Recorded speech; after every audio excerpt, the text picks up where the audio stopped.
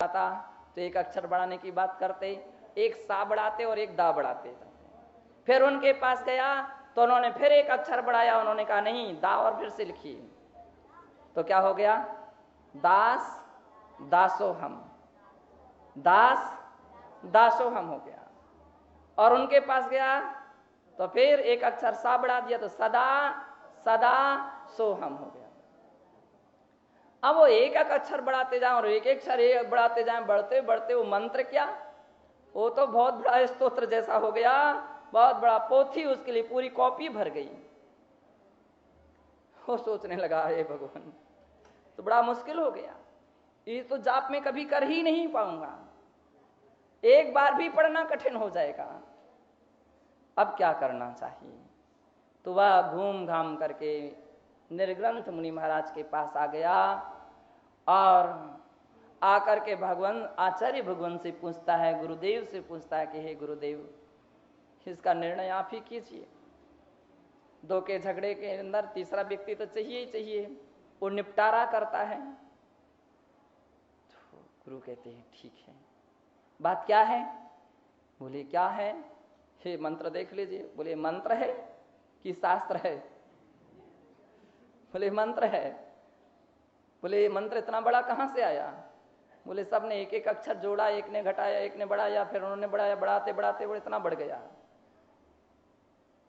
अब आप बतलाइए कि उसका मूल बिंदु दासोहम था और फिर एक और बढ़ाया तो दासोहम हो गया, अब सही क्या है।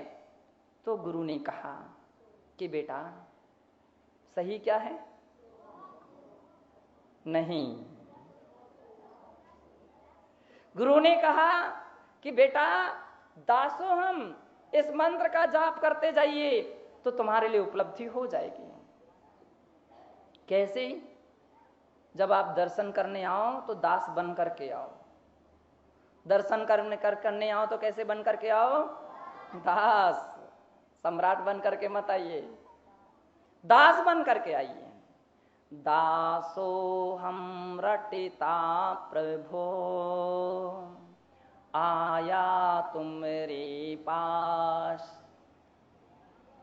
चरणों में कौन आएगा, दास ही आएगा, स्वामी नहीं आता है। स्वामी बन करके कभी नहीं जाना चाहिए, दास बन करके जाना चाहिए, सेवक बन के जाना चाहिए, स्वामी बन करके नहीं जाना चाहिए। भगवान के पास जब जाओ तो सेवक बन करके जाओ। दासोहम की जब भावना हुई तो दासोहम, तो फिर तो मुझे जाना चाहिए, और यदि मुझे ये भावना आ जाए कि मैं तो भगवान हूं तो फिर तो बात उलट जाएगी, भगवान को तुम्हारे पास आना पड़ेगा। यदि ये भावना उत्पन्न हो गई कि मैं ही भगवान हूं तो सारा रास्ता उलट जाएगा, फिर आपके पास उनको आना पड़ेगा।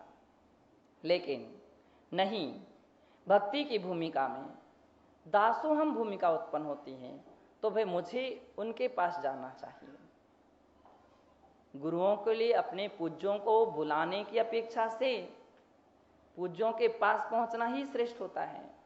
कुएं को कभी बुलाया नहीं जाता है, प्यास लगे तो क्या करना चाहिए, कुएं के पास स्वयं को जाना चाहिए, क्योंकि कुआं बुलाने से नहीं आता है, नल बुलाने से नहीं आता है। प्यास लगी तो अब जाओ जहां पानी है।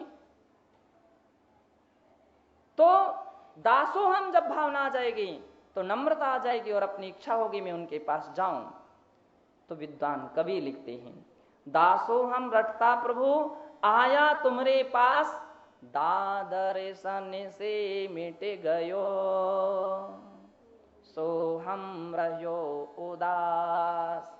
और जैसे आपके दर्शन किए, दर्शन करते करते तो दाह समाप्त हो गया, क्योंकि जिन दर्शन से निज दर्शन होते हैं, जिन दर्शन से निज दर्शन होते हैं, भगवान की मूर्ति में अपना चेहरा और अपनी आत्मा झलकने लगती कि मैं कैसा हूं, अच्छा हूं या बुरा। और जब ये झलकने लग जाए तो समझने का दर्शन करना सार्थक हो गया। परमात्मा को देखते अकेले नहीं रहना चाहिए, परमात्मा में अपनी मूर्ति भी देखना चाहिए, अपने चेहरे को, अपनी आत्मा को भी देखना चाहिए, मिलान करना चाहिए कि आप और मैं कितना अंतर है।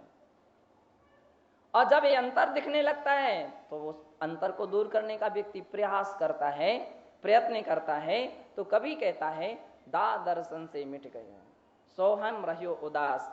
हे भगवान, एक दिन आप भी हमारे जैसे थे, आपने पुरुषार्थ किया तो भगवान बन गए, लेकिन मैं ऐसा पुरुषार्थ नहीं किया, इसलिए आज तक मैं भगवान नहीं बना।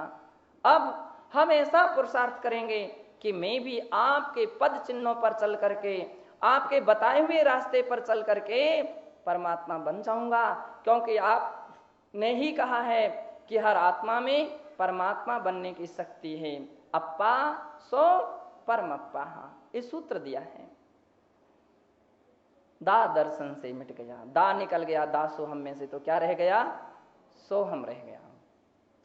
सोहम ध्यावते रह न सको सकार।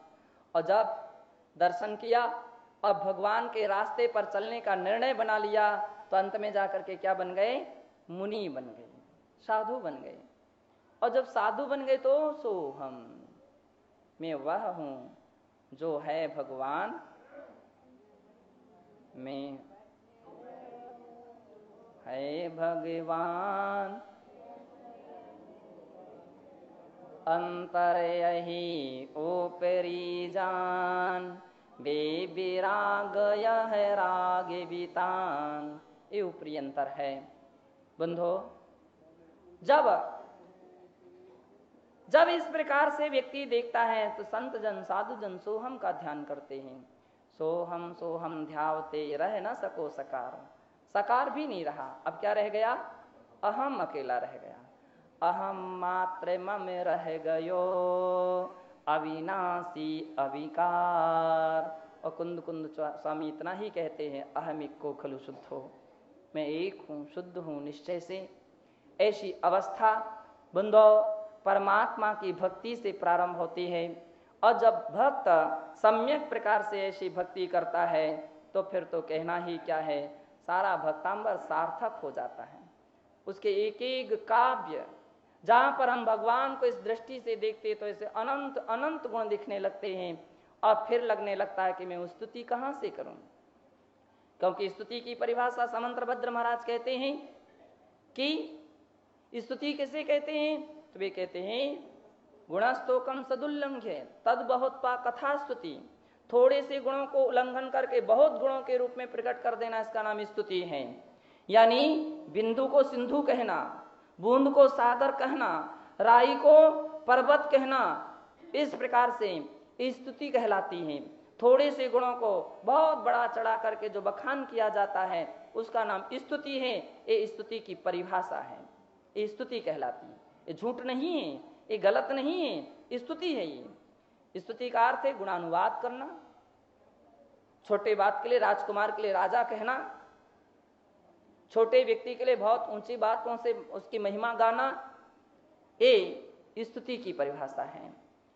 पूज्याचार्य भगवान भक्तांबर में एक बात जगह लिखते हैं, वक्तुम गुणान गुण समुद्र शशांक कांतान कस्ते क्षमा सूर्य गुरु प्रतिमोपि बुद्ध्या कल्पांते काले पवनोद्धत नक्र चक्रम को वातरी तुमल मम्बु निधिम भुजाभ्याम। हे भगवान, आपके इतने इतने साल गुण हैं, समुद्र की तरह गुण हैं। और ऐसे गुणों के लिए कोई व्यक्ति जैसे कोई समुद्र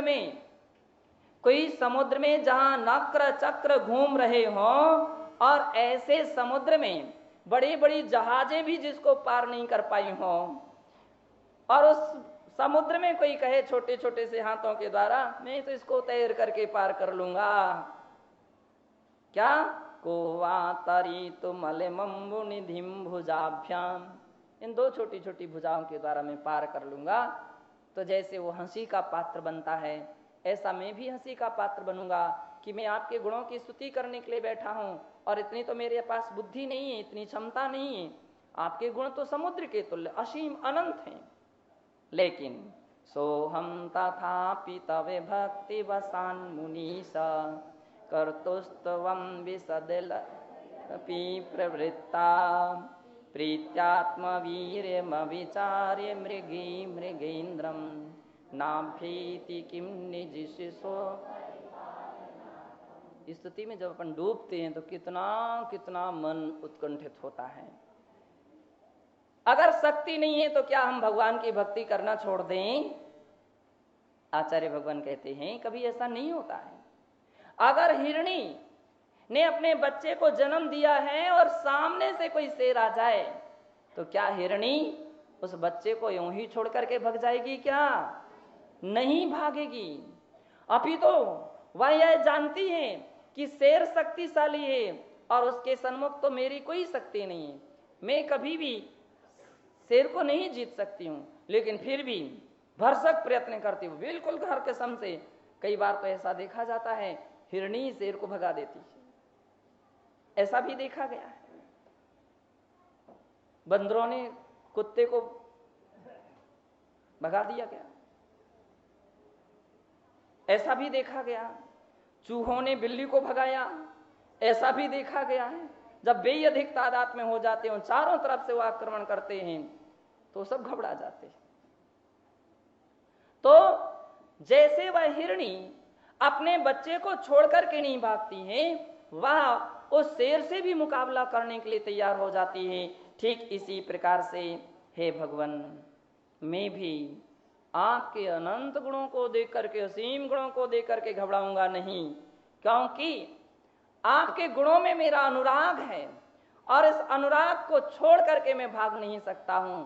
इसलिए जितनी शक्ति है उतनी तो भक्ति करके ही रहूंगा। बंधो जिने भक्तिर दिने दिने सदा मेस्तु सदा मेस्तु भवे भवे। इसलिए निरंतर एक भावना भाते रहिए कि निरंतर हे भगवान आपके गुणों की भक्ति जिन्हें भक्ति दिने दिने प्रतिदिन हो। एक भी दिन हे भगवान ऐसा ना जाए कि मैं आपकी भक्ति ना कर सकूं। सदा मेस्तु और यह भक्ति सदा सदा हो।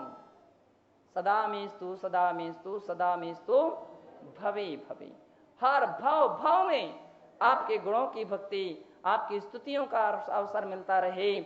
जब व्यक्ति के अंदर में ऐसी भक्ति जागृत होती है बंधो, तो समझ लीजिए कि सच्चे मात्रा में श्रद्धा ने अपना परिचय दिया है, समर्पण ने अपना परिचय दिया है। और यही भक्ति निष्काम हो, निष्कांक्षित हो, विनय के साथ हो, शिष्टाचार के साथ हो और विवेक के साथ हो, तो वही भक्ति अरहत भक्ति होकर के तीर्थंकर प्रकृति के बंध में कारणभूत हो जाती है। हम इस प्रकार की भक्ति करके अपने जीवन को सार्थक और सफल बनाएं। जय बोलिए अरहंत भगवान की।